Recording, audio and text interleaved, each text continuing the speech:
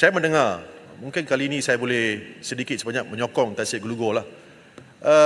Satu masa dahulu terdapat persepsi bahawa terdapat kekangan ataupun tidak dibenarkan berita-berita yang membongkar isu dan skandal-skandal. Umpamanya Claire Newcastle Brown daripada Sarawak Report yang menjadi infamous, saya gunakan istilah, apabila beliau membongkarkan kes-kes seperti 1MDB dan sebagainya.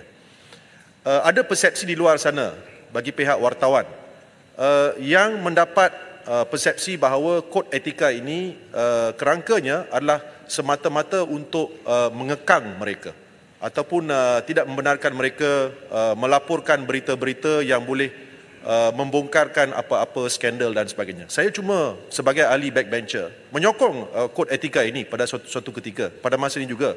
Tetapi pada masa yang sama, apa yang diperlukan adalah jaminan daripada kerajaan dan menteri bahawa kod etika ini tidak akan pada bila-bila masa mengekang mana-mana pemberita ataupun wartawan ataupun berita-berita, laporan-laporan daripada membongkarkan sesuatu skandal dan sebagainya apabila berlakunya skandal itu.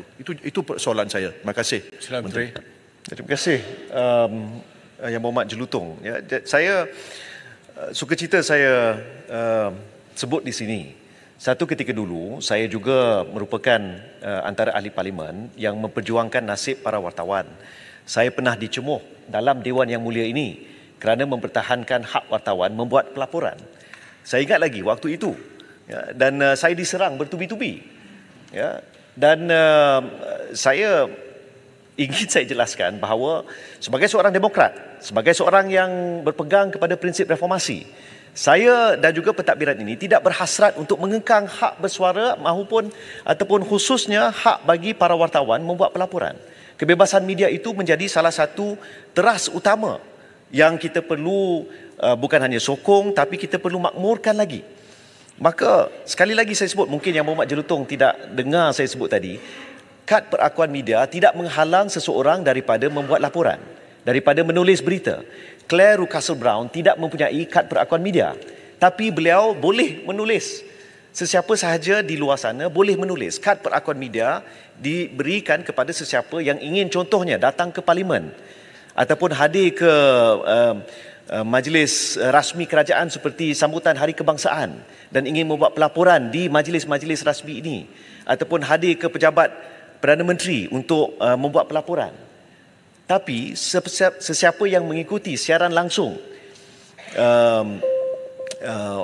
wawancara ataupun siaran langsung kepada sidang media dan membuat pelaporan berdasarkan siaran langsung itu tidak menghalang.